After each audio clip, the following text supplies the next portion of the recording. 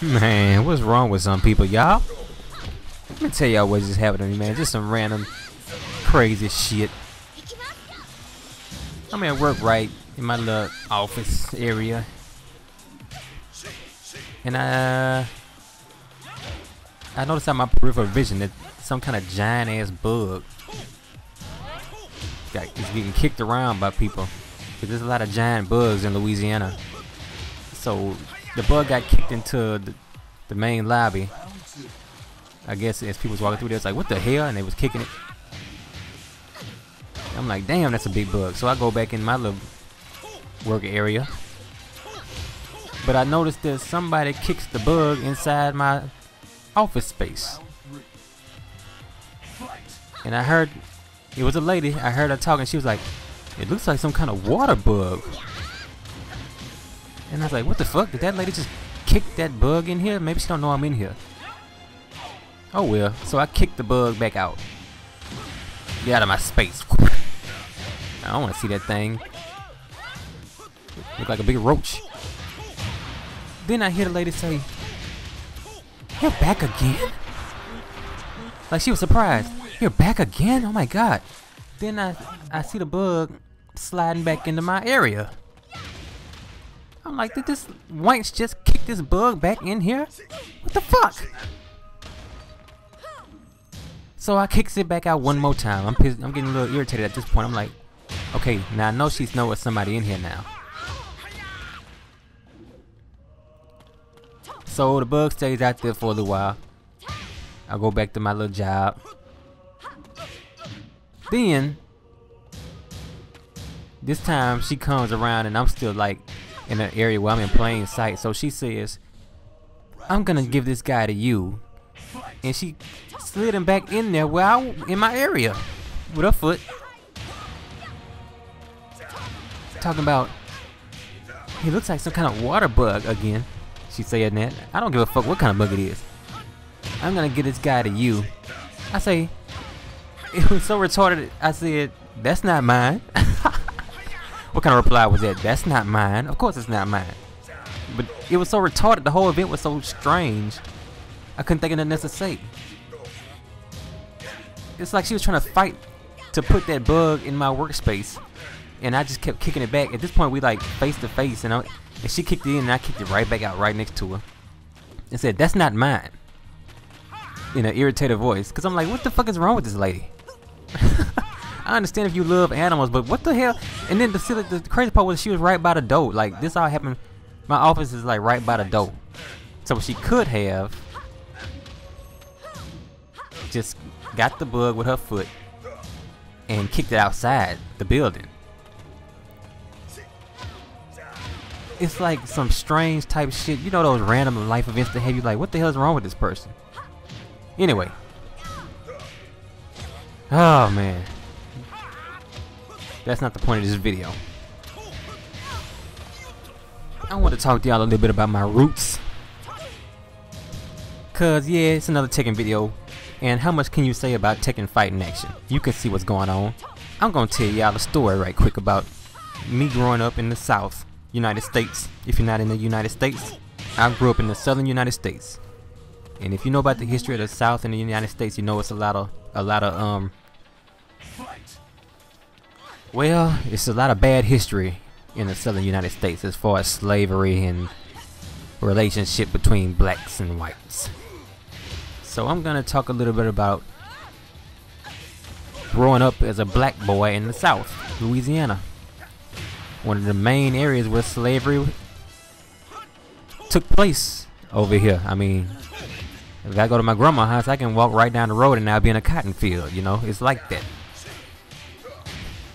But let me not say that it's growing up here was bad. It wasn't. It's not as, I mean, for me at least, it wasn't as bad. You know, I'm sure further in the past it was worse, but it really was not that bad. I didn't have a lot of racism. Nobody just slapped me around, you know. So it's pretty cool. I mean, I had a few instances like the ones I'm going to tell y'all about now, but it's like minor stuff compared to the stuff you see on the media, the real violent stuff. Let's see. The first experience I had actually didn't happen as far as I could comprehend. You know, maybe it happened, but I was too young to notice it. But I was in like the 6th grade, and this was actually a big deal when I look back on it. It could have really affected my life if I hadn't caught it somehow. And I don't know. I don't even remember how I got caught. I think my mama really discovered it. But anyway, it involved school. 6th grade. I was a smart kid. Always made good grades, especially in the English classes. And I think this was an English class, if I remember right. Yeah, it was an English class, and I just kept failing no matter what I did. And my mother got concerned, being the good parent that she was.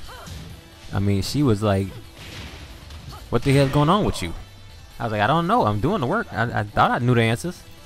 So she goes up to the school and talks to the teacher. And the teacher, she realized, had a funky attitude. And my mother was, you know, trying to figure out why I was doing so bad and what she might need to do to help me. And the teacher was saying things like, "Well, if you weren't so concerned about the clothes he wore, maybe he would be passing." Now, that pissed my mom off, because one incident happened with this lady. I had some new shoes. My mama always bought us clothes. She kept us looking nice, and we were poor, so I really don't know how she did it looking back. But I had some new shoes, some new Felines. Felines was kind of hot back then, and the Felines had a little tag. You know, some shoes come with a little tag, like a Nike tag or whatever, hanging off of them on the side, like a little keychain looking deal. Well, these shoes had a Feline tag hanging off of them, and the Feline tag came off of my shoe one day in class, and the teacher confiscated it and wouldn't give it back to me. So I came home, and my mama was like, "What the hell happened to your shoes?" And I was like, "Well, it fell off, but the teacher wouldn't give it back to me because she said I was, you know, disrupting the class trying to get it."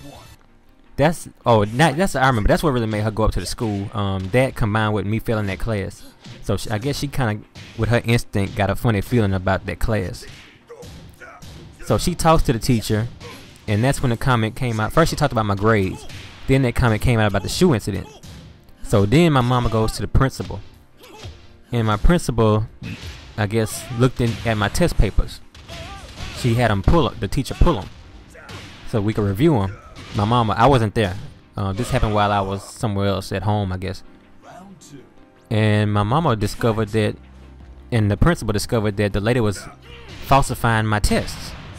She was failing me, but I had all the answers right. So I don't know, man. I don't know. I guess the lady just didn't like that I was a young black kid that was making good grades and seemed to have a parent who liked to have me looking presentable at school. And she was failing me intentionally. It's kind of sad. I think they pulled me out of that class, but I don't really know what happened to her. I don't really think nothing really happened to her. She didn't lose her job, I know that.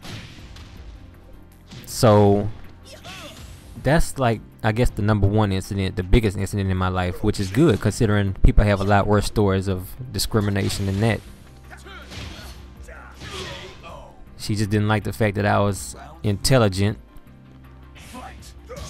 and my mother seemed to care about how I was performing and care more about how we looked than herself. You know, a lot of parents still worry about themselves and had the kids looking raggedy, but my mother was not like that at all. And we weren't rich, like I said, so I don't know what, a lot of people still don't like that about her to this day. Like, I don't know what that is. They never liked us, like, but we were never rich or better than nobody. We just, I don't know. But the other incident was minor. I was at work one time. I was working at Walmart at this time, and this was an older guy. Well, it's 2 more incidents, both at Walmart while I was at work. An older guy and an older lady on different days. The guy, he just called me boy. He was trying to ask what something was, and he said, "Excuse me, boy." He's like, not like boy, but you could tell it's boy like in a racial way. Called me boy. That's a big deal down here. You know, if somebody like that calls you boy, you know what that means. It's an old racial term. He's like, "Hey boy, where's such and such?" And it kind of threw me, but you know, I just answered him, and I was like, "Well, damn." But the second time, it was a lady in one of those roll cart things. She was trying to find the restroom, and I was walking by, and I heard her say, I wasn't sure she was talking to me, but I did hear her say, "Where's the bathroom?" So I was like, in my head, I'm like, was she talking to me? So now I was kind of still walking. But then she got in this real hateful, just one of the most hateful tones I ever heard. Angry and pissed off. I said, "Where's the bathroom, boy?" And it threw me, and I said, "I'm not no boy." You know, that was my reply, and I kept walking because she pissed me off. That pissed me off. It was the amount of hate she had in her voice when she said that. I mean, and I try to respect older people, even if they hate us to the bone. You know, from that old school Southern hatred frame of mind. I still look at it like, hey, it's the way it was, you know. But she just really irked me with her tone. Like the fact that if she could, she would just spit in my face. Other than that, it ain't really been nothing major with me down here. I mean, you still hear little snide remarks, so you can tell by the way people don't want to really talk to you or interact with you. But nothing outside of that, you know. So that's my little experience growing up in the Southern United States. It's a good place other than that.